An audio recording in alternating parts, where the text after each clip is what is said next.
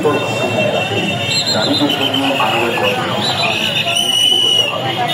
শ্রমিক ও পরিবহন শ্রমিকদের জীবনমান নিশ্চিত করতে যথাযথ কার্যকরী উদ্যোগ গ্রহণ করতে হবে। ইসলামী শ্রমনীতি বাস্তবায়নের মাধ্যমে শ্রমিকদের যথাযথ মর্যাদা ও অধিকার নিশ্চিত করতে হবে। কর্মসংস্থানের সকল ক্ষেত্রে সাধারণ শ্রমিকদের বিনা সুবিধার আওতায় আনতে হবে। অতএব ইসলামী শ্রমনীতি প্রতিষ্ঠা ও শ্রমজীবী মেহনতি মানুষের অধিকার আদায়ের লক্ষ্যে ইসলামী শ্রমিক আন্দোলন বাংলাদেশে চলতি।